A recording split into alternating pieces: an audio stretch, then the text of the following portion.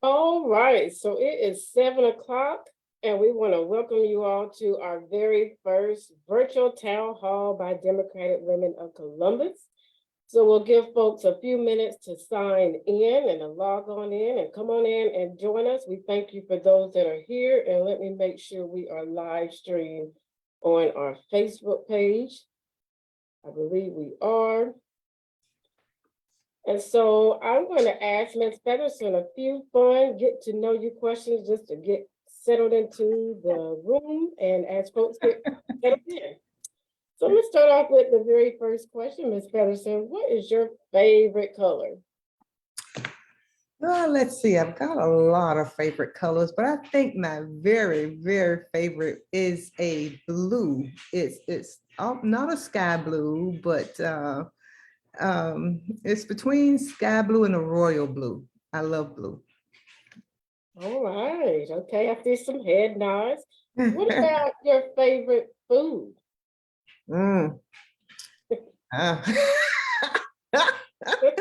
That too is a lot. I love to eat, but I really do love a good salad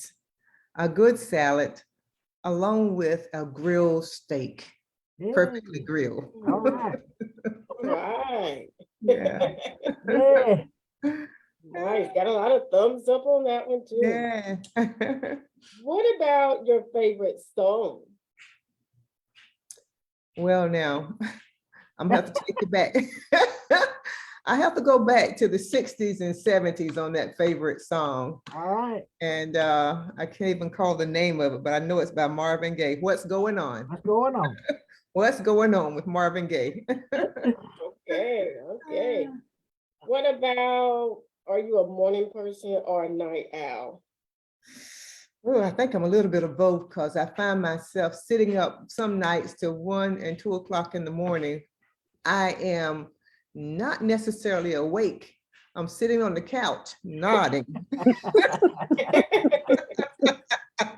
And then I go to bed, but I'm always up around about 7 or 7:30. So I'm a night owl and I'm a morning person because I like to get out and walk when it's cool. Yeah. Okay, all right. Now, I look at your Facebook a lot and I see you go to a lot of nice, lovely events and you dress up very nice. But I'm wondering, when you're at these events, are you the life of the party or do you tend to sit down and just look at everybody? I'm not much of a life of the party kind of person. I go and I like to fraternize, but I'm not that kind of person that keep the party going. I'm not that life of the party person. No. Okay. And then I was reading the Border Belts article and they said that your family was the largest Black-owned family farm in Columbus County. So I'm curious to know, do you and your family still farm to this day or you gave that up?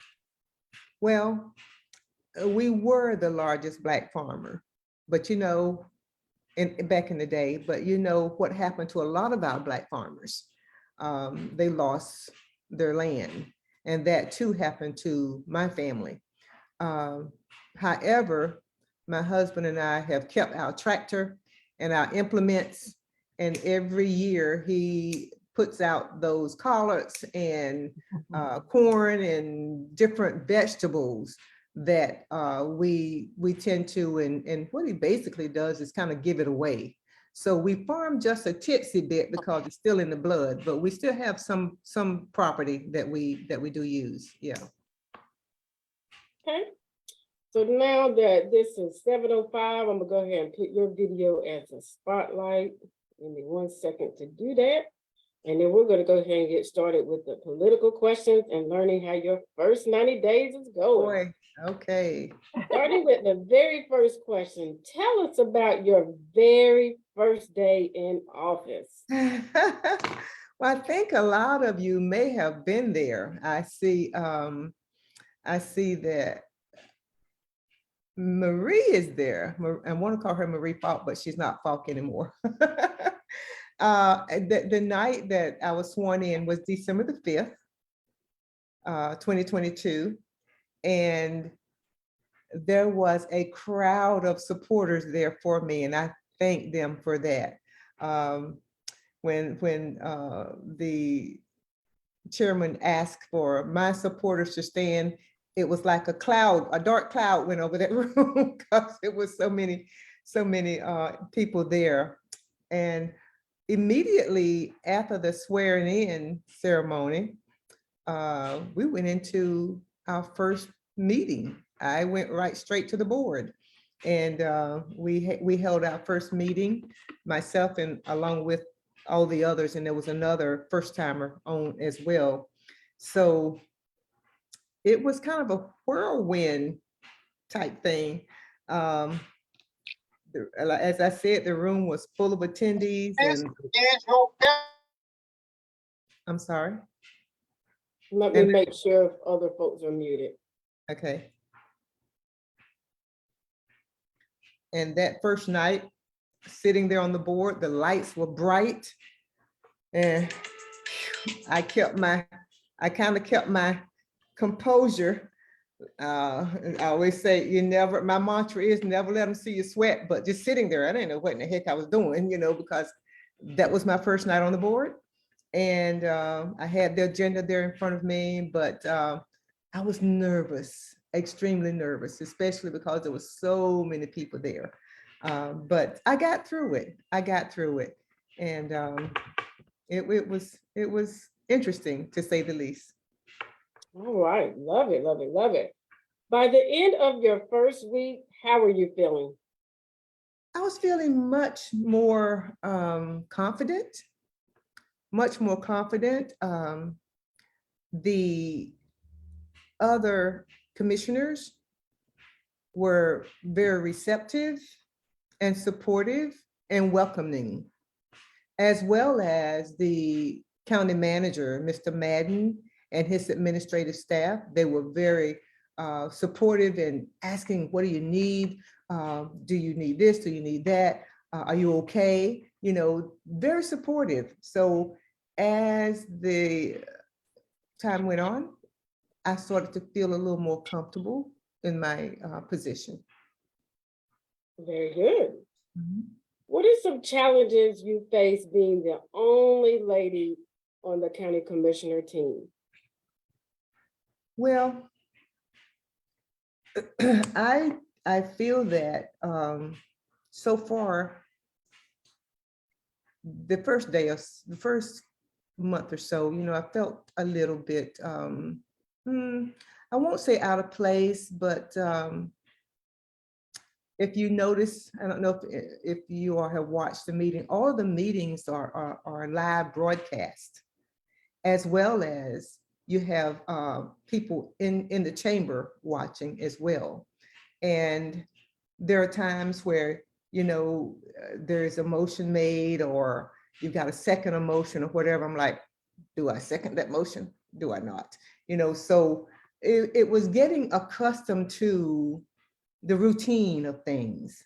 But overall, I can't say that I was feeling uncomfortable. I felt that I had the support of the voters that put me there. I had the support of I was supported by the commissioners that was already there, and supported by the manager and their staff. And of course, I had encouraging words from my family.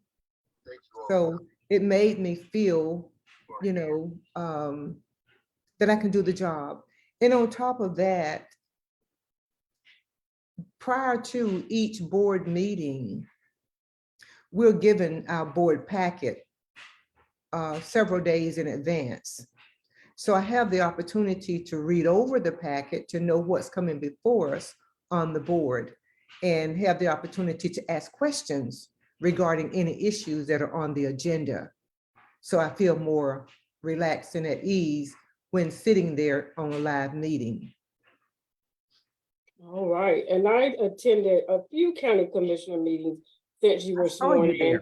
And I noticed some of the chivalry being done, your chair being pulled out, and they made sure they always recognize you. I keep hearing your name, Mrs. Featherson, Mrs. Featherson. So I noticed, you know, some decent support with you being the only lady on the county commissioner team.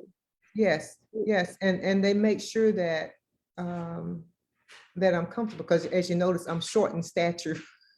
And so the first night, my legs was kind of dingling from the chair. So they've lowered my chair so that I'm comfortable there. So they, when I say they, the co-commissioners and the administrative staff, they're always asking what can they do to make my job easier and more comfortable. Yes. Now, what are some challenges you faced being the only African-American county commissioner?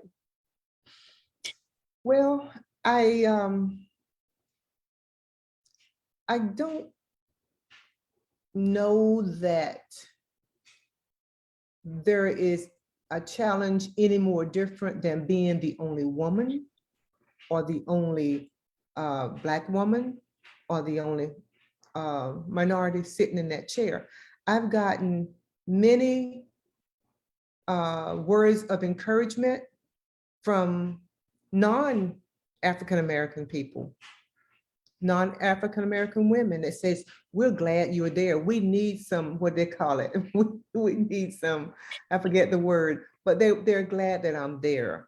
They said it was about time that we have a woman there. So I am just trying my best to do my best to represent in all of those areas as a Black, as a female, as a commissioner overall for the county. So when I sit in that chair, and I'm not so naive as to not recognize that I'm Black, but I'm trying to keep my mind focused on doing the job of the commissioner, not as a certain minority or gender. All right, very good. So one thing that we are very happy about in Columbus County, we are happy to be past the sheriff's race. We know how heated it was. We're glad to have it behind us. We have a new sheriff in town, Mr. Bill Rogers. We know that the county commissioners voted 6-1, and with your vote in the majority as well. We noticed that the news reporter had comments from Commissioner Floyd, Commissioner Watts, and Chair Ricky Bullard. And we also know that Rogers was the acting sheriff during Green's first suspension. We just wanted to know your thoughts on Sheriff Rogers and your vote being contributed to him being the sheriff. If you could talk a little bit more about that.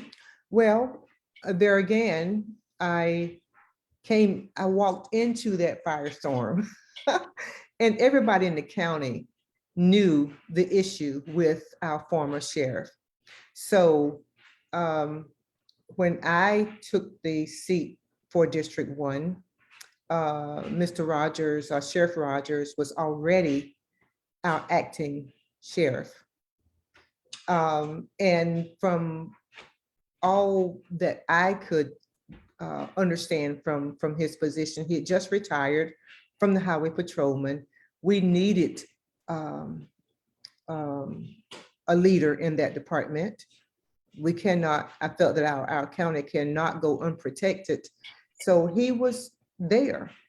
He was there and he had demonstrated to most that he was qualified. So of course, I felt confident in going with him. And since that time, I still feel confident with the things that he has done since being in that position. Thank you so much.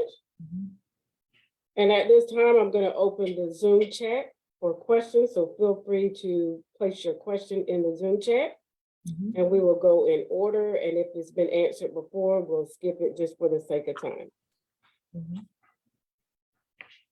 So while they're typing in their question, How can folks in your district reach you if they have a concern? I noticed at one county commissioner meeting, you mentioned some concerns of folks in your district, but how can folks overall, even if they're not in your district, how can they reach you for any concern they have?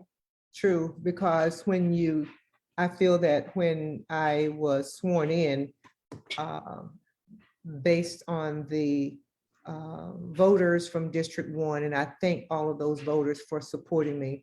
I had so many people that came to my rescue, and they carried me over. They carried me over, and I really do thank every voter that voted for me. However, I feel that when taking the seat as a commissioner, you have to think countywide. You cannot just worry about and I won't say worry about, you cannot just focus on just one district, because we have many issues throughout the county.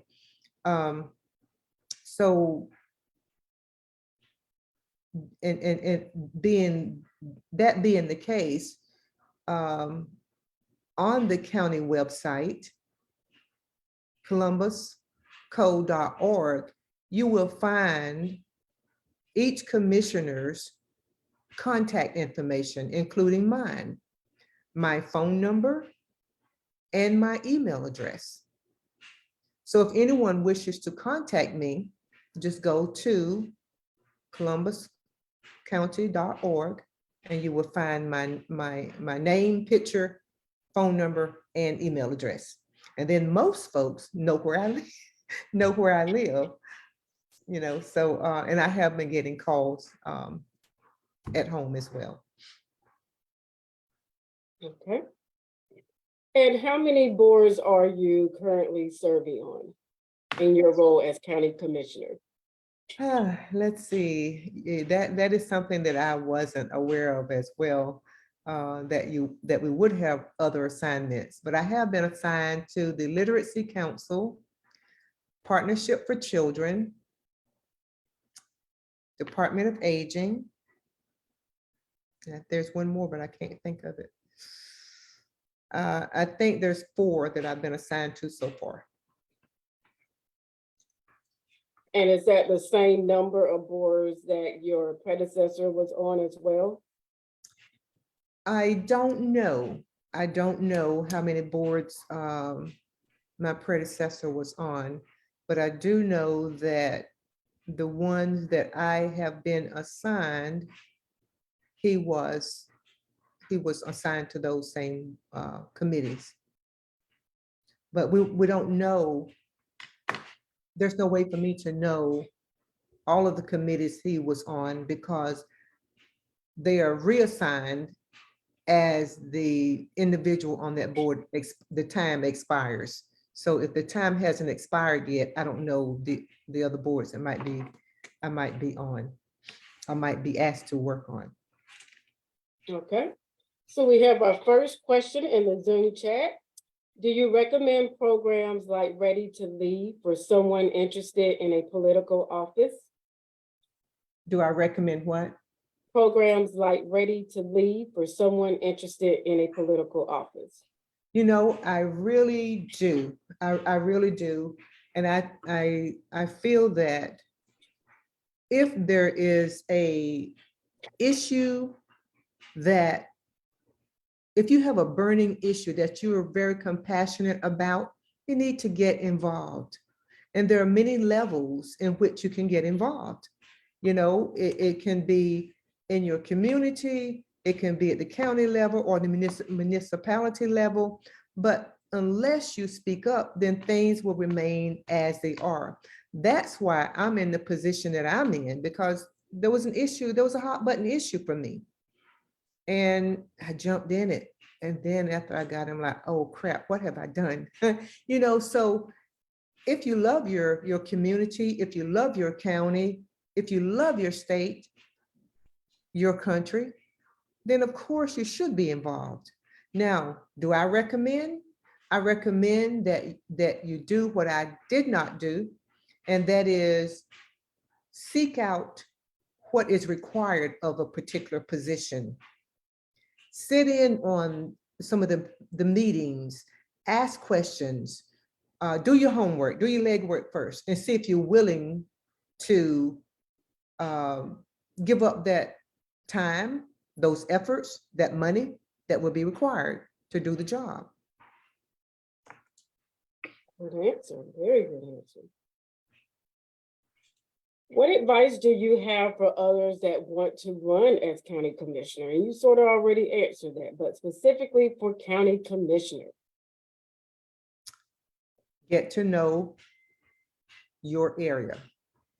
Look every day around the area in which you are interested in serving. It's about service. I'm telling you, it is about service. You cannot, and understand one thing, although you're interested in being a leader and making a change in your county, you can't do it by yourself. Lots of things, lots of ideas you might have. When you're on the board, you've got 7 people on that board that you've got to convince to go the way in which you want them to go, or to vote the way in which you want them to vote. Otherwise, you can express yourself, but it may not get any further than expressing yourself. You know, ideals without labor is just a dream. So if you're dreaming of something that you want to see happen in your community, start now. Start now. Start now. Look around. What do you need in your community? Are the roads littered? Can you garner some people up? Let's go out and clean up the roads. Are the seniors lonely? Let's garner up a group and go visit seniors. Are the children disorderly? Garner up a group and let's talk to the children. It doesn't have to be at a government level. We're responsible for our own. And I say that in all communities. Ideals without labor, it's just a dream. Thank you. And before we got started with this virtual town hall, Ms. Featherson is in Charlotte. She is a great grandmother. Yes. So we want to know, what are you able to still enjoy your life outside of being a county commissioner? I got to be very strategic with my time, because what I did not realize prior to becoming a county commissioner, how very demanding the position is. As you asked about earlier regarding the sheriff, during that time, it was almost every day meeting, you know, but there are times where there are special meetings, there are call meetings, and you know, we have our standard meetings every first and third Wednesday. And then sometimes there's a meeting before the meeting, you know, so it is a very demanding issue when it comes to time. And even if I'm not in a meeting, we get our agenda, we get our board packet several days prior to the meeting. So sometimes on Sunday afternoon, I spend my time reading through the packet. And sometimes it could be 100 pages or more, you know, so it's very time consuming. And then there are times when you have constituents to call you. I had somebody on the phone one night at 10:30. And you gotta listen to people. You gotta listen. And then I think maybe just today is Thursday, maybe Monday or Tuesday, 8 o'clock in the morning, I had a call before getting out of the bed. You know, I was resting a little late that morning. So whenever constituents call, that's time consuming. But I asked for the job. So I'm here for 4 years to do the job. And we'll talk about what happens after 4 years later. We got some comments in the chat where they're talking about your beautiful quote, "Ideas without labor is just a dream." Beautiful quote. Oh, thank you. Saying that. Thank you. So the next question, you know that our new Democratic Party state chair is a young lady, 25-year-old Anderson Clayton. How do we get young folks in Columbus County to just be engaged in politics, to come to the county commissioner meeting, to be interested in politics? What are your thoughts on that? You know, that has been a question that has seemed very, I don't know, it just seems to be hard to find an answer to, even during campaign time. I look for young people. I chased one young man down. He kept trying to give me excuses as to why he couldn't vote. He didn't have a ride to the poll. Okay, get in the car. I'm carrying you to the poll. I got him to the poll. He came back out so swiftly. I said, what happened? I don't have any ID. Get in the car. We're going to get your ID. Took him back, got his ID, carried him back. He voted. Came out, he was excited because that was his first time. We have to take time to spend time and just keep encouraging these young people. I don't believe, and this is just my belief, and not just for the young people, I think for some of the older folks as well, I don't believe they connect. I don't think they connect the vote to good housing, to adequate food sources, to a good education, to good jobs. I don't think they connect it. And whose responsibility is it to get them connected? Everybody's responsibility. If we want a viable community, we have to invest more so in our young people, because we're in the winter of life. I'm in the winter of life. I don't know about anybody else. I don't think Latoya's in the winter, but she's probably still in the spring. But a lot of us are in the winter of life. And if we want our young people to carry on, we have to get them involved. It troubles me. It really troubles me, because I know that my generation and a generation prior to me, they worked so very hard to give us some of the better things in life, as did my generation. And then now I see the houses and the land that we worked so hard for. The young people are letting it slip through their fingers. They don't understand that's power, that's money. So we've got to do a better job, I think, in grabbing a hold of our young people and drawing them a picture and showing them what they're missing and what they can have.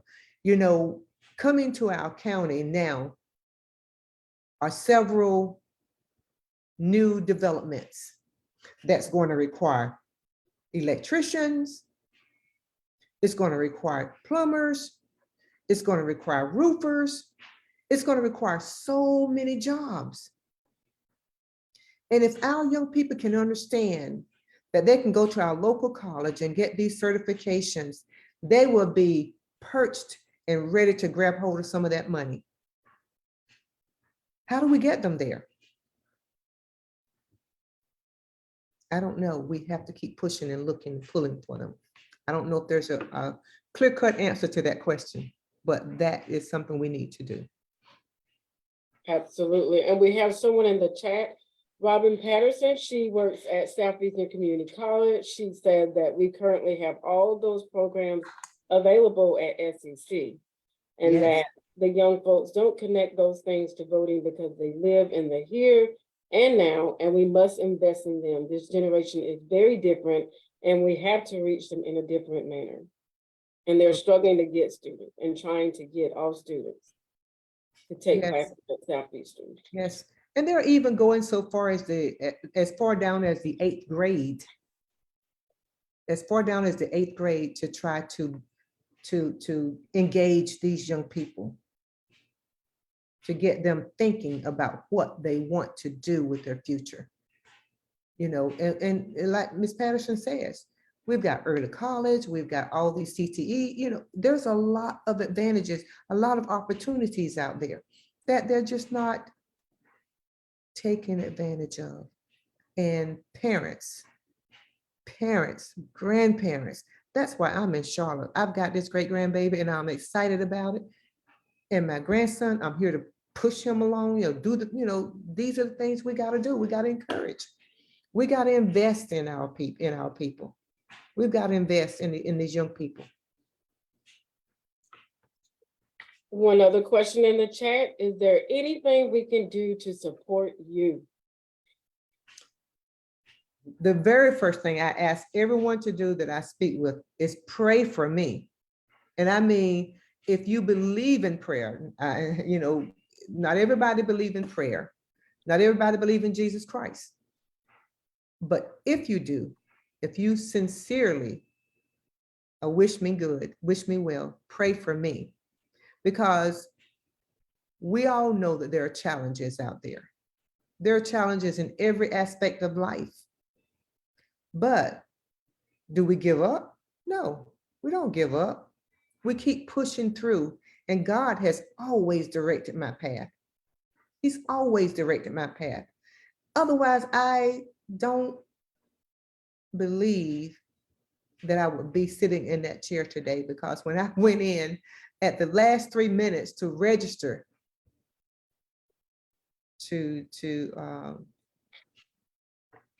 campaign for commissioner, I'm like, oh God, what am I doing? And after I did, I asked the young lady, how do I get out of this? She says, you can't, the time is up. And I had already prayed and asked God to lead me and guide me. And not just with this commissioner job, but with my prior job. I have to tell that story sometimes. I have to tell you all, God has always directed my path. And I'm a true believer. I'm a true believer that if you believe, and if you pray, and if you ask, God will answer. May not be when we want it answered, may not be in the way that we want it answered, but He will. And I say He, but I'm talking about the Holy Spirit. We are so excited for your first 90 days. Cheers to 90 more days and more days after that. So what is next with county commissioners? Some of us that don't attend meetings, that don't read the minutes. What's next for county commissioner? What's the hot items on the list? Well, as you know, the hot item right now are is the coming of the new developments on the south end of the county, down near Tabor City. That's likely to change the voting dynamics as well. If you get a lot of people, new folks in, you don't know how they may or may not vote. So that's going to change the voting dynamics. The east end is also growing. So you can look for growth there. Southeastern is looking for growth as well. And I think Ms. Patterson, may have mentioned some of the programs and the different things that are coming to the community college to assist people in getting ready for this growth. What else is happening in the county? I can't, right off the top of my head, I can't think of. We do have a lab.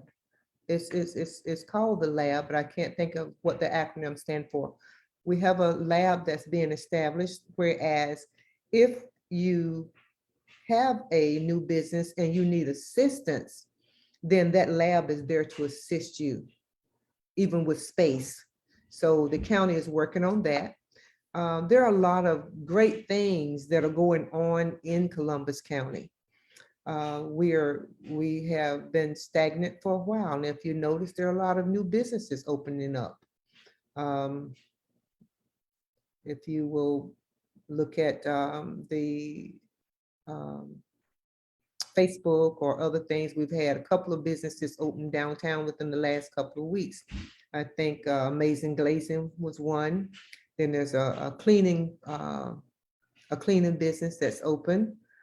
We've got new schools. We just opened, did the ribbon cutting for West Columbus School. Tabor City should be opening up probably within the next, I'd say, month or so. Good schools are necessary for our children. They're very necessary. And as most of you know, a lot of the schools were older schools.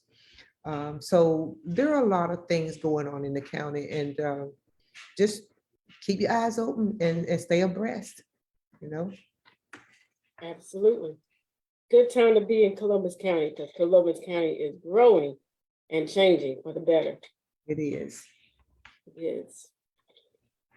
Well, so far, we don't have any more questions in the chat, but I do want to recognize the other officers of Democratic Women of Columbus County that are on the call. We have Vice President Donna Hammond. We also have Treasurer-elect Ms. Phyllis Haynes, Parliamentarian-elect Ms. Monisha Brooks, and she's also the precinct chair of NAKINA. She's doing Okay. big things. And then let me make sure I didn't forget anybody else. And we have our chairman of Columbus County Democratic Party. I saw he was calling me in the middle of the Zoom. I'm glad he figured it out. We have Mr. Franklin Thurman. All If right. you unmute yourself at this time and say hello. Oh, it's Mama Thurman. It's Miss Karen Thurman. Well, if you want to unmute yourself at this time and say hello. And if not, that's fine. I thought it was Chairman Thurman.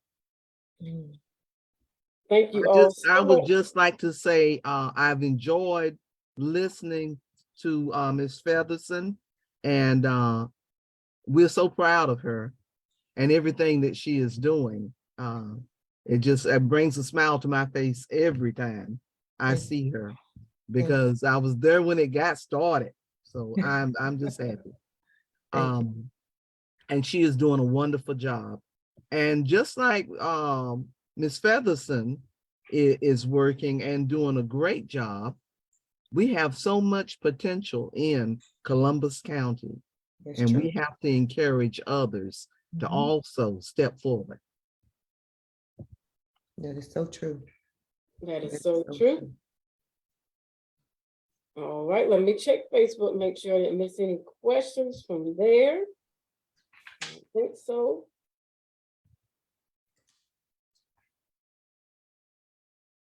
All right, so we will go ahead and wrap this up. What are your closing comments, Ms. Featherson? How do you want to spend the next few days as county commissioner, your next 90 days? Actually, I would love to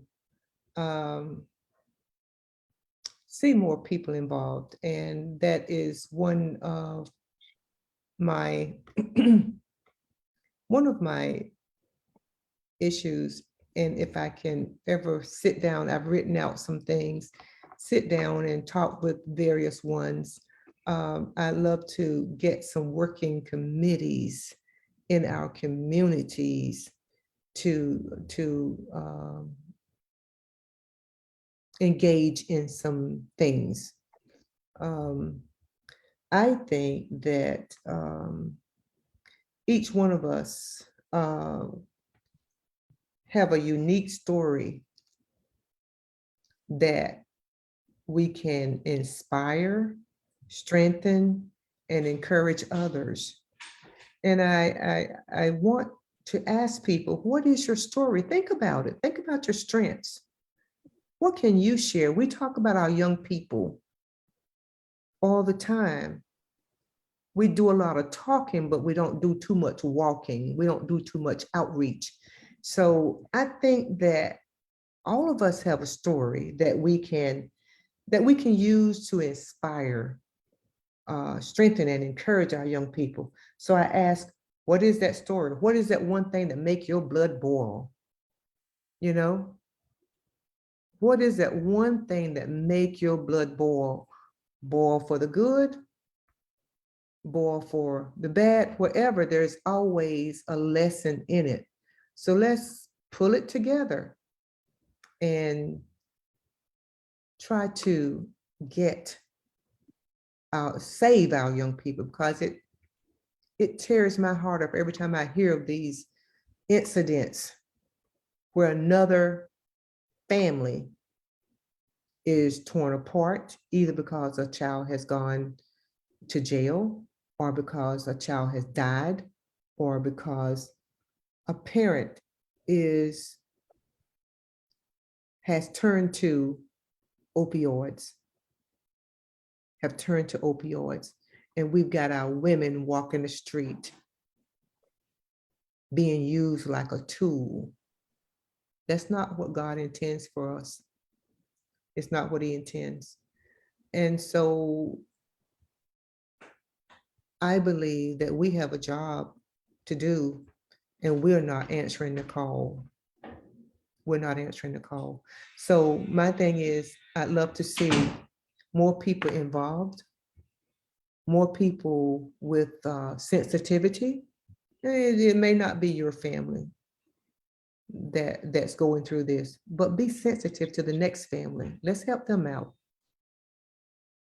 Encourage, donate, do whatever we can to bring up a sister or a brother or a family. Because I'm telling you what I see, and I'm sure you all see it too. These drugs are taking hold, and we all need nurses and doctors and housekeepers, and who do we trust? Who are we going to trust to take care of us?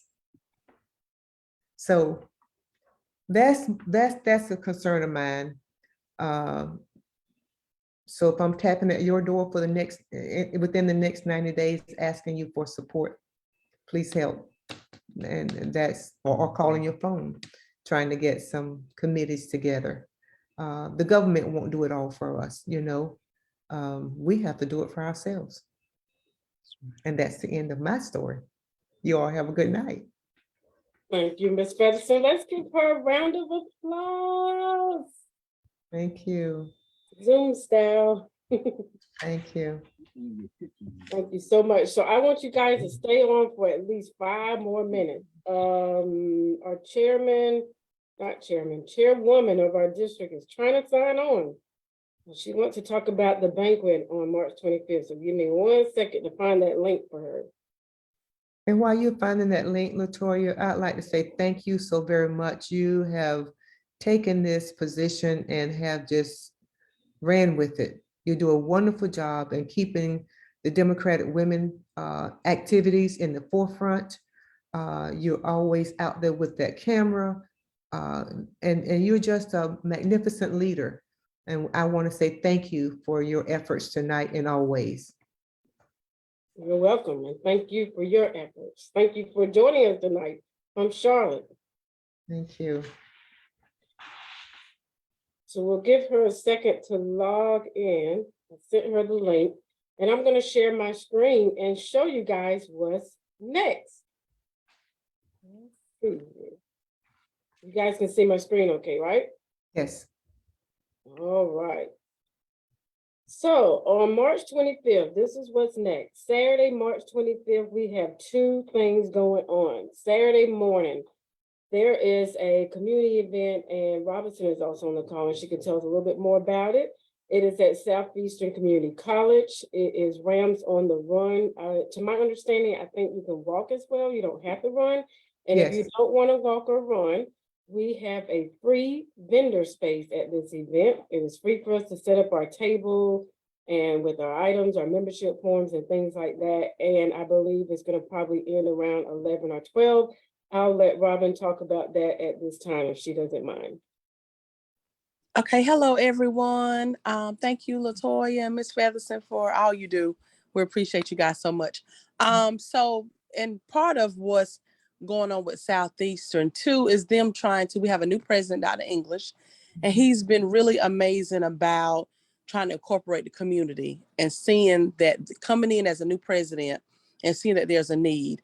And so this is part of our kind of health and wellness and a way to incorporate the community and get information about who we are, what we do. And so if I make no mistake, I think this is the 2nd year that they're just trying to, from doing the Rams 5K, which you definitely can walk. They have the partnership like with Chris Wilcox, and he's just really been great about trying to incorporate the community. because he came in and he says, here we are, a school in a community of need, and people don't know who we are, what we do. He's brought so many programs like Mrs. Featherson that you spoke of that we didn't have, or we had low numbers, and really just trying to get it out to the forefront. So this is just kind of like another community event to kind of let people know what's going on at Southeastern, who we are, what we're doing, and to kind of bring us together and incorporate health and wellness, because I can't remember, but I think we're still not doing well as far as out of the 100 counties, as far as our health. So trying to incorporate a health plan into our strategic plan as well. So it's just going to be a really fun day, get a chance for vendors to come out and for people just to get information out. I will tell you guys too, we have a new Southeastern wrote a minority male grant and got awarded. And we do have a new person in that position. It is a part-time position. I do believe, if I make no mistake, and I'm going to have to get with Colleen Dean Falk, I think it's a 3-year grant, but they're trying to get more males. If you look at our population, who's there, the males are missing. A lot of minority males are not present on campus. And so we just had a meeting, you guys, the other day, and they said by 2030, they're going to be, if I make no mistake, 2 million jobs in the trades, from welding, heating, air, plumbing, and they're not going to have anyone to fill it. North Carolina presently is 31 million jobs behind meeting that goal by 2030. And we know that's just 7 years later. So just a day to try to get information out too, and incorporate health, make it a fun day, and all those components in one. Because a lot of kids don't know about those programs. I work with the talent search program, and you all may not be familiar with talent search, but it's the sister program to Upward Bound, and everybody knew Upward Bound. My mom was a director for years at Southeastern. And so it's amazing how God works. Just talking about our story. I told my mom when I left, I was not coming back here. And when I came back to take care of her, and now she's passed, but I'm following right in her footsteps. And my father was a coach here too. So doing the work. Yes, ma'am. I tell you, and I went to school with Jimmy. So of course, when we was at Central, we were like, we're not coming back. Here I am, needless to say. But we have to get the word out about just the opportunities, because the jobs, not knocking 4 year, but a lot of kids now are like, oh, Miss Robin, I want to go to school 4 years, but you don't have to. And the outlook for jobs are in the trades, 2 million jobs by 2030, and there's no one to fill them in North Carolina. So we just trying to have these events and then get the word out too about who we are, what we have to offer, and the possibilities that are out there for these kids. And it doesn't take 4 years. If you want to go 4 years, 8 years, that's great. But not every kid wants to do that. And so our president is like, and you don't have to. So we need to be offering more programs. So he's trying to get automotive. We have a new automotive program, trying to get a CDL training, and just a lot of great things. So hopefully people will come out on that day and just get healthy too, and just learn about everything else that's there. So thank you so much for that, Robin. So You're guys, welcome. you guys heard what she said. So please join us Saturday, March 25th. That's our next item that we have going on. So after you go home, take your shower and relax. Now I want you to get dressed and get pretty and get beautiful. Put your heels on, put a beautiful dress on, and come to this right here. Our chairwoman of our district, she is on the Zoom call right now, Miss Sonia Benetton Patrick. And she can talk more about this event. You have the floor. Who is the greatest? The Democratic ladies. It is so wonderful to be here with Columbus counties, with my sisters from another mister on the call today in a room full of blue-blooded Democrats. Thank you to the chair, Dr. Latoya Beatty, for her amazing work for the Democratic Women's. We're so excited. And definitely to our history maker, Miss Barbara Featherson. And we hope to see you at this event Saturday, because we definitely will be recognizing you as well. Saturday, we will have this none other than Elaine Marshall, our North Carolina Secretary of State, there. For those that can go back a little bit, we had a hurricane last year, the leadership banquet, and we had to postpone it. So if you purchase a ticket during that particular time, the leadership banquet, which we had to cancel, you don't have to pay for this. You know, we just move that on over, move that love on over here, and just come and have a great time, a super time. I was impressed with the previous presentation and amazing work that the young lady is doing was on that event that morning. And that is important, that we do get engaged, that we show up. And I'm just excited about Columbus County and the amazing work that you're doing. I am the Congressional 7th Chair of the North Carolina Democratic Party. I'm the first African-American to hold that position. I will be seeking re-election on May 20th, and I hope I've earned the support of Columbus County. I also wear another hat, probably, and that's my first love is Democrat of Women's Region 9 as well. That was my first love. That was one of the elections, and I guess it has a little sentimental value with me because my husband was there with me when I first became the chair in 2011, and so it's got a little sentimental value there. I love working with the Democratic women. I love working with Democrats. I love working with my people.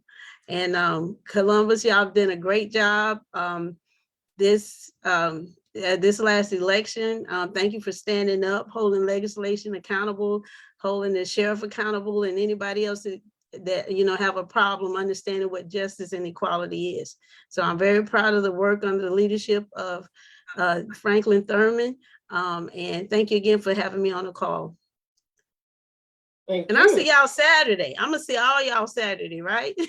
I'm gonna look for y'all. Yes, I'm working on getting some more. I'm hoping that Columbus will be the largest number in attendance because we're tired of going to events and we're the lowest number. So I hope we're the largest number at this one. We even had one event that canceled. We had a time conflict, but that one was rescheduled. So that's why I was telling folks, see, it worked out for us to be at this one. Well, I'm looking forward to coming. We're excited. You know, we're gonna have some good food because y'all, you know how we do. We'll talk about one another if the food is not right. So we got a great Big Five catering service is gonna be there. We got a great menu. Like I said, get dressed, show up. We're looking for it. We're looking for it. We're excited. All right, we are too. So that's what we got next, y'all. It's Saturday, March 25th is loaded with 2 events. One that morning. You heard from Robin about Southeastern. You go home, rest, get your shower, then get pretty and go to Wilmington at Ebenezer Empowerment Center. And Miss Marie, you've been there before, and I believe the Thurman's been there before. It's a beautiful place. And it's like, it's near Market Street. So you don't have to go like all the way into Wilmington as soon as you get into Wilmington. Aunt Marie on the phone, on the call. I didn't see her. Is she there? Who's that? Miss Marie? Yeah, more. Yes, I'm here. I'm Hey, here. how you doing, Aunt Marie? Yes. Good to see you. Good to see you. Good to see you. Yes. And Miss Sonia, we have some folks that we need to swear in, so I'm hoping they come. They're on the call. We have a full team, so hopefully they can get sworn in at this banquet. So we'll recognize Ms. Featherson, and then we'll recognize our full team finally, and getting them sworn in. Wonderful. All right, so y'all, I thank y'all so much for joining this call. This was our first virtual town hall. So if you check the chat, I put in a survey link. And please complete it. It's very short and any feedback is great because we want to do this more often. So we appreciate any feedback you have. Somebody wrote, how can we purchase tickets for the event? Miss Sonia, do I need to put that link in the chat? Yeah, just put that link in the chat. You can call Latoya. She knows how to get up with me. Call my number is 910-470-3715, 910-470-3715, or just go to that link. You can pay for the tickets online, or you can mail it in. It will have that information. If you're going to mail it in, let me know it's in the mail. So I can write your name down, and we look forward to having you there because we do have limited seating. Because when we canceled a hurricane, some people, some people didn't kind of follow through. So we do have seating. We do have some seats, but they're going fast. So the sooner you get them in, the better, because we have limited seating. Thank you so much. Thank you. All right, y'all. So that is it. I just want to make sure y'all are aware about March 25th. Let's make it happen. Let's get some exercise in and let's get beautiful. And let's hear from our NC Secretary of State, Elaine Marshall. So thank you guys again. That is it. I'll go ahead and close this out, and don't forget to complete that survey. Thank you all so much. Thank you. Let's Y'all see. have a wonderful night. Thank you. You all do the same. Okay, where is the survey?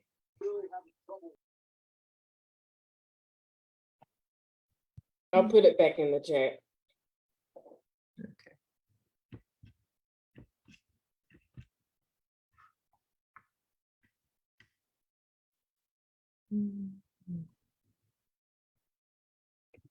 You see it now? I You see. see? Okay.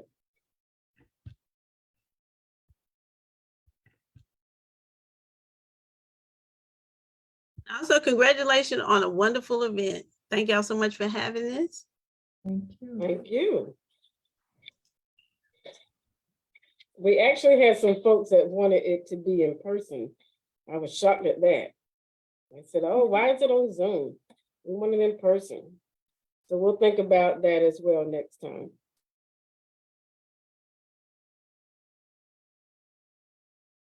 All right, so long as you guys got the link, I'm gonna go ahead and close this out. You guys have a wonderful evening. I'm headed to the gym, so I can get ready for Southeastern on Saturday. Are you gonna send us, Latoya, you gonna send us information about those tickets? Yes, sure will. Thank you. Okay, thank Have a good you. evening. Have a good You too. evening. Have a good evening. Night. Good Good night. evening.